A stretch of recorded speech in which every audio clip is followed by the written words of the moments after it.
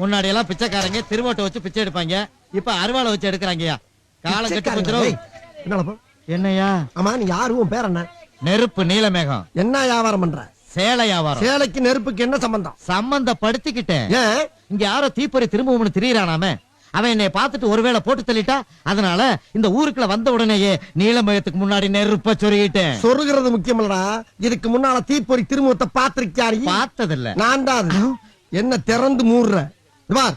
உன்ன மாதிரி அங்கங்க அடமொழி வச்சு வாழ்ற வழி இல்ல. நாங்க ஆண்டாண்டு காலமா பரம்பரை அடமொழியோட வாழ்ற குடும்பம்டா. எங்க தாத்தா பேர் கொல்லிவா கொடுவாய, எங்க ஆத்தா பேர் அக்கினி அகிலாண்டம், எங்க அப்பன் பேர் கங்கு கண்டசாமி. சொந்த ஊரு சிவகாசி. நாங்க அங்க இருந்தோம்னா தீப்பெட்டி தொழில் பாதிக்கும்னு பயந்து எல்லா முதலாளியும் பணம் கட்டி என்ன அனுப்பியிருக்காண்டாங்க. இவ்வளவு ஏன்? எங்க ஊர்ல தீமிதி திருவிழா வந்தா கட்டையை போட்டு எரிக்க மாட்டேன்டா. எங்க பாச குப்பரப்பட கூட திங்கு திங்குன்னு மிதிப்போம்டா. திங்கு திங்குண்ணா?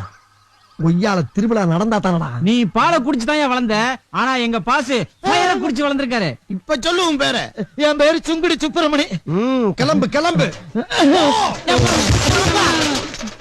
டேய், நாங்கெல்லாம் கருணையோட பார்த்தா கற்பூரம் எரியும், கொடூரமா பார்த்தோம்னா குடிசை எரியும்டா. கொடூரமா பார்த்தா குடிசை எரிஞ்சிருமா? இப்ப பாருடா, குடிசை எரிஞ்சா என்ன நடக்குதுன்னு. ஐயோ, தீப்பொறி திரும்பவும் பார்த்து குடிசை எரிஞ்சிருச்சு. எப்படிடா இது? உங்க பவர்ல தான் தெரியுது. அடே, பவர்ல எரியலடா.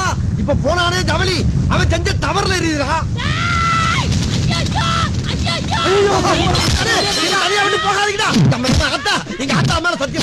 நான் பார்த்தா எரியவே எரியுமா? நான் ஒரு அடுக்குமொழிக்காக போட்ட பிட்டு. ஐயோ, அமர கட்டி ஆக்கிறாத சொன்னா கேளு.